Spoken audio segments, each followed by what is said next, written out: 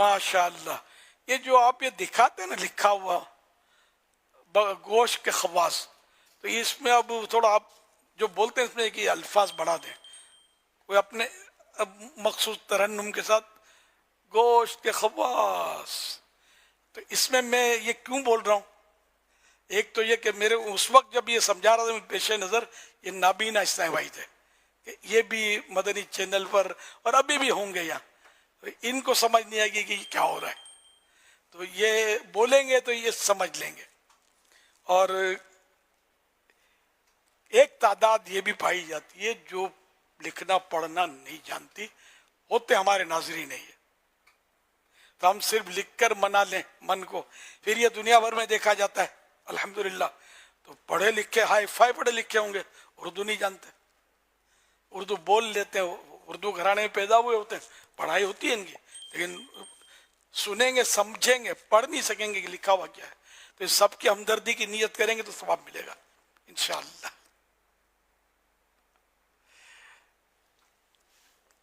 اب دکھائیے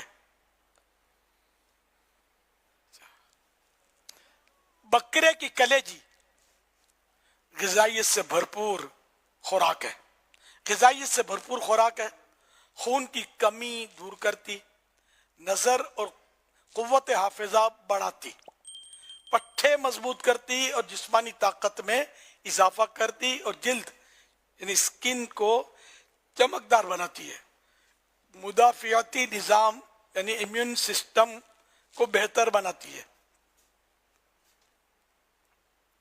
نقصانات: بکرے کی کلیجی ہفتے میں ایک کا ادوار کھائی جائے، زیادہ کھانے سے سر میں چکر اور متلی وغیرہ آنے کا خطرہ ہے. متلی آنے، ہاں، سر میں چکر اور متلی آنے وغیرہ کا خطرہ ہے.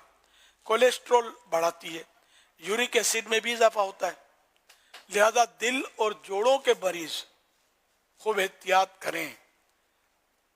کلیجی بدن کے زہریلے مادوں کو چونکہ خارج کرتی ہے، اس لیے بیمار جانور کی کلیجی نقصان پہنچا سکتی ہے.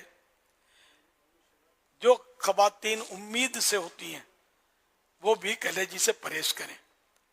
نوٹ: گائے کی کلیجی کے بھی کم و بیش اسی طرح کے فوائد و نقصانات ہیں. صلو علی الحبیب. صلی اللہ علی محمد.